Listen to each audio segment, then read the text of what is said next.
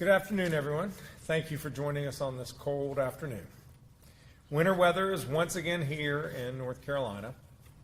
As Director Ray will outline, eastern North Carolina will see the greatest effects, in some counties up to 8 inches of snow. Tonight and tomorrow morning, we're concerned with unsafe roadway conditions, especially in those areas that receive the wintry precipitation. For those who live along the coast or in areas that receive snow or sleet, please avoid driving unless it is absolutely necessary to travel. When precipitation falls tonight, there will be possible accumulation due to cold ground temperatures. If you have to drive, monitor weather conditions before traveling. Drivers should avoid slippery road conditions. Elsewhere in the state, people are experiencing dangerously bitter cold temperatures. Many communities have opened warming stations for those who need safe refuge from cold temperatures. You can find information on resources in your community by visiting your local government or emergency management agency's website and social media accounts. This morning, in addition to Director Ray, I'm also joined by the Adjutant General of the North Carolina National Guard, Major General Todd Hunt, Secretary of Public Safety, Eddie Buffalo, Commander of the State Highway Patrol, Colonel Freddie Johnson, and DOT Chief Operating Officer Chris Peoples. At this point, I'll turn it over to Emergency Management Director Will Ray to provide some updates on the weather forecast. Thank you, Governor. Good afternoon, everyone. As we move into tonight, portions of central and eastern North Carolina may experience winter precipitation in the form of sleet and snow, and the entire state, as the Governor said, will experience bitterly cold conditions. A winter storm warning is in effect starting today at 5 p.m. for the entire North Carolina coastline and inland counties in far eastern North Carolina. The current forecast places the greatest snowfall totals across the Outer Banks and northeastern coastal counties, Carteret, southern Craven, Pamlico, Terrell, and Hyde counties, where 6 to 8 inches of snowfall is possible. A winter weather advisory is also in effect for counties in eastern North Carolina and into much of central North Carolina beginning at 4 p.m. today, where 1 to 3 inches of snowfall is possible, particularly in our eastern counties. A cold weather advisory remains in effect for the entire state tonight through midday tomorrow. Wind chill values as low as 14 below zero will be possible across the mountains, and single digits down to 0 degrees are possible across the state tonight into tomorrow. In both Ashe and Watauga counties, an extreme cold warning remains in effect tonight and into tomorrow, where wind chill values as low as 15 below zero are possible. We've been monitoring the weather system and possible impacts late last week and through this weekend. And while we could continue to see some changes in forecast track and impacts, we activated portions of the State Emergency Response Team to ensure that we are postured to support our local communities and our state partners. The State Emergency Operations Center in Raleigh and our Regional Coordination Center East activated this morning, and we have proactively deployed components of the North Carolina National Guard into the eastern part of the state to support any local emergency services and public safety needs. These include multiple all-hazards response teams with 4x4 capability staged for deployment, as well as 2 hotspot teams to support the Department of Transportation with road clearance, same as we do in the West. State and local emergency management personnel will remain in close coordination to ensure all resources are available and ready to respond for needs that may arise. There are currently 25 local emergency operations centers that are either at monitoring or open to manage the potential winter weather situation. 17 school systems and the Cherokee tribal schools are closed today, with 6 delayed starts being reported due to the cold temperatures this morning. An additional 7 school systems have implemented their remote learning protocols, and 8 school systems in eastern North Carolina are releasing early today. In areas that receive sleet and snowfall, accumulation is likely due to the cold ground temperatures, and we should expect slick roadway conditions. If you do not need to be on the road, please stay home for your safety and for the safety of our first responders and DOT personnel that may be out. If you have questions about roadway conditions, as always, please visit drivenc.gov. North Carolina continues to experience some of the coldest temperatures in quite some time, and I would like to remind all North Carolinians of a few key points this week.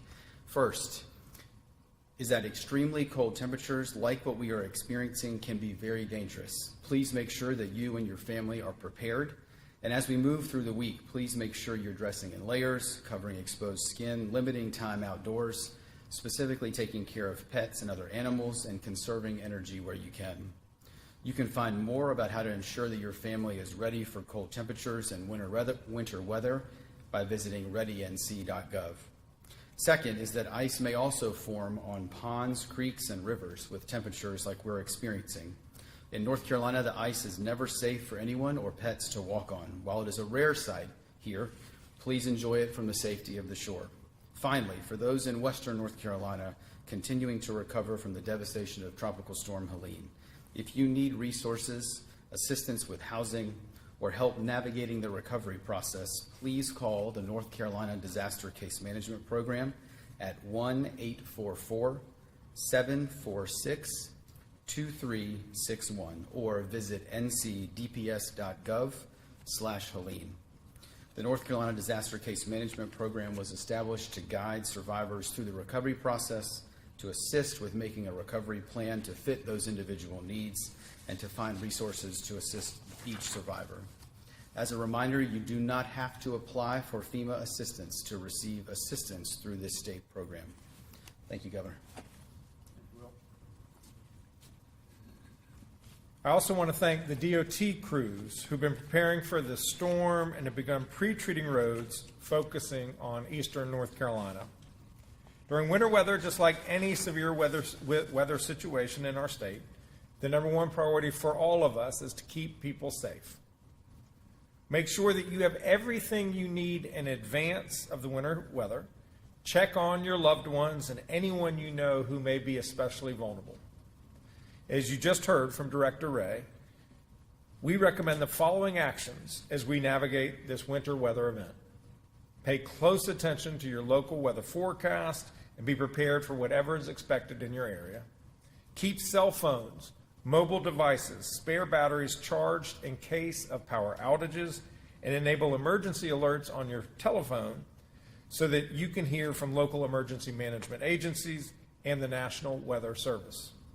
Keep cabinet doors open, located under sinks, and let your faucets drip to prevent the pipes from freezing. In snowy and icy areas, please avoid traveling. The roads are the most dangerous place to be in a winter storm like this. If you have to be on the road, make sure that you have an emergency kit in your vehicle, including food, an ice scraper, jumper cables, a flashlight, extra clothing, blankets, water, and a first aid kit. Thank you, and at this point, we're happy to take any questions you have.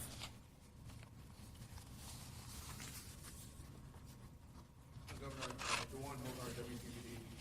If you could take a look at previous storms, what have we learned from those previous storms that you've been able to apply to the response today? These folks are always on their front toes. So they anticipated this storm last week and began their preparations. The Department of Transportation has been brining the roads to make it harder for the ice to stick to the roads. Highway Patrol has all of their folks out making sure that they're tagging cars and getting them towed so that we're not worrying about these stray cars on the side of the road and do they have a person in them or not. The National Guard has put advance troops in eastern North Carolina and Kinston so that if there are needs for them to go out and rescue folks, they're on the ground ready to do it. So one unfortunate reality of living in North Carolina is we have a lot of bad weather. And when we have that weather, it gives us the experience to know what we need to do in anticipation of a storm. These things happened last week when we had the other winter weather event, and to my knowledge, no one died on the roads because of the storm. And can you speak to what's being forecast to the eastern part of the state? Normally it would be the other way around, where we expect folks on Yeah, Director A can follow up, but the line is between Route 1 and 95. And as you get east of 95, we're anticipating more snow. And as you get west of Route 1, less snow. It is counterintuitive from what we traditionally have when it comes to winter weather. Chair, GP out of Sanford, this is not a question, but I just wanted to tell you how much I appreciate the National Guard, the state troopers, and all the fine work that you do. Because I'm driving up and down the road every once in a while on the CRV, and it's always nice to know that I'm getting home safe. These guys work hard. What would you, I know you talked a little bit about it, but what would be your main key points for viewers to know with this snow that's or ice? Yeah. The main thing is we want folks to stay home. If you can stay home, stay home.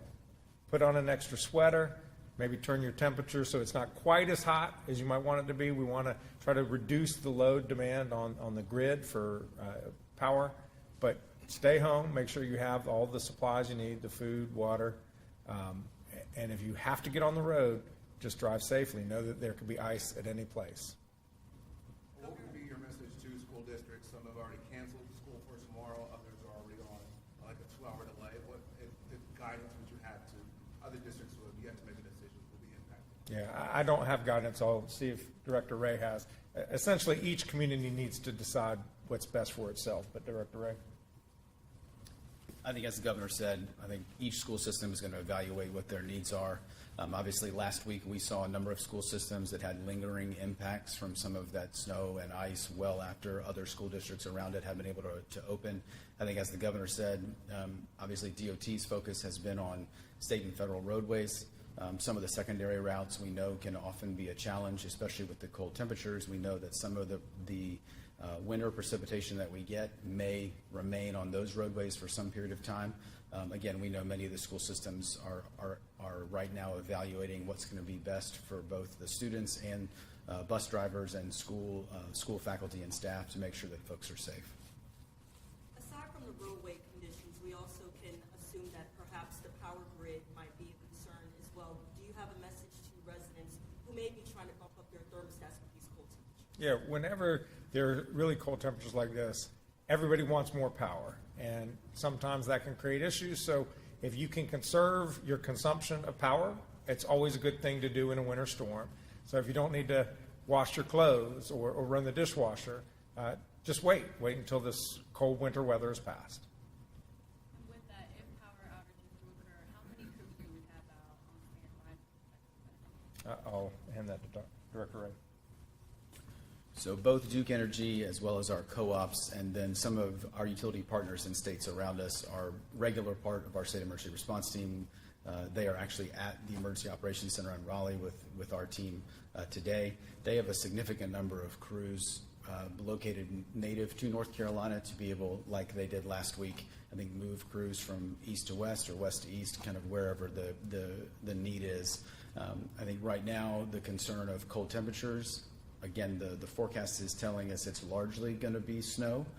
There is the potential for some wintry mix. I think our concern really begins to elevate when we have significant ice accumulation potential as well as significant gusty winds. And so I think, as the governor said, I think one of the really easy measures that folks can do is some of those home conservation measures.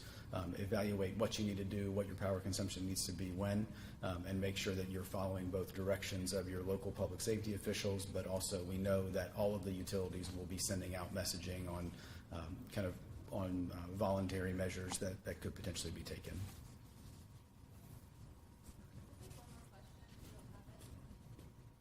Director Ray talked about just shedding light and not forgetting about our Western North Carolina victims still recovering from Helene. Governor, do you plan on meeting with President Trump in Western North Carolina on Friday? Yeah, we just learned that the president was coming to North Carolina. I think that's very good news for the people of Western North Carolina, that this issue is front of mind of the new administration. And I don't know what my schedule is on Friday, but hope to be able to see him. Thank you all very much.